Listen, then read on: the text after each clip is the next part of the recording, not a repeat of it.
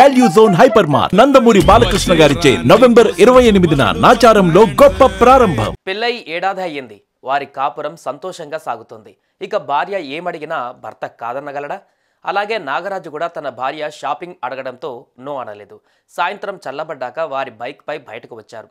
ఏ షాప్లో షాపింగ్ చేద్దాం అని డిస్కషన్ చేసుకున్నారు.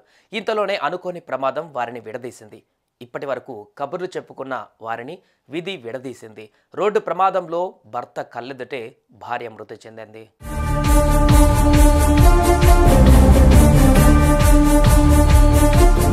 వారికి కొత్తగా పెళ్ళైంది. వారంలో కనీసం 2 సార్లు అయినా అలా బైక్ పై చక్కర్లు కొడుతూ షాపింగ్ చేస్తూ నచ్చింది తింటూ జాలీగా గడిపే సాదా సీదా దంపతుల వాళ్ళు. కానీ ఓ డ్రైవర్ నిర్లక్ష్యం వారిని విడదీసి ఒక నిండు ప్రాణం తీసింది. ఏ భర్త అయితే తన భార్యను ప్రాణంగా చూసుకున్నాడో ఆ భర్త కళ్ళెదుటే ఆమె మృతి చెందింది.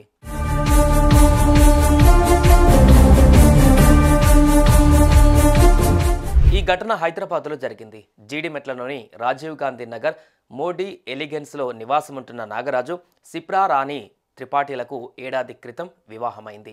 ఎవరి ఉద్యోగాలలో వారు బిజీగా ఉండడంతో అప్పుడప్పుడు మాత్రమే కలిసి బయటకు వెళ్లేవారు. అలా భార్య సిప్రారాణి షాపింగ్కి వెళ్దామని భర్తను కోరింది. కాదనకుండా బైక్ పై ఇద్దరు బయలుదేరి వెళ్లారు. భుజంగా పైప్లైన్ రోడ్డు మీదుగా సుచిత్ర వైపు వెళ్తున్న క్రమంలో రంగా భుజంగా సినిమా థియేటర్ వద్ద వీరి బైక్ని వెనక నుంచి వచ్చిన డీసీఎం ఢీకొట్టింది.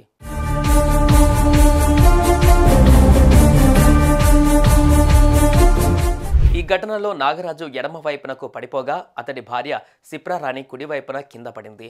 ఇంతలోనే ఆమె తలపై నుంచి డీసీఎం వెనక టైర్ వెళ్లడంతో తీవ్రంగా గాయపడి ఆమె అక్కడికక్కడే మృతి చెందింది. ఎస్ఐ నాయుడు ఘటనా స్థలానికి చేరుకుని పంచనామా నిర్వహించారు.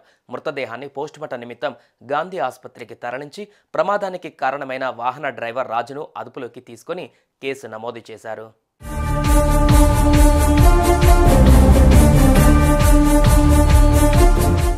విధి అంటే ఇదేనేమో. అప్పటి వరకు తనతోనే ఉండే కబుర్లు చెబుతున్న భార్య తన కళ్ళ ముందే చనిపోతే ఆ భర్త పరిస్థితి ఏంటి? జీవితకాలం కలిసి ఉంటూ ఎన్నో కలలు కన్నా వాళ్ళని విడదీసింది రోడ్డు ప్రమాదం. డీసీఎం డ్రైవర్ నిర్లక్ష్యం ఇప్పుడు 2 కుటుంబాలకు కన్నీరే మిగిల్చింది. సుమన్ టీవీలో మీ పర్సనల్ అండ్ బిజినెస్ ప్రమోషన్స్ కోసం కింది నెంబర్కి కాంటాక్ట్ చేయండి.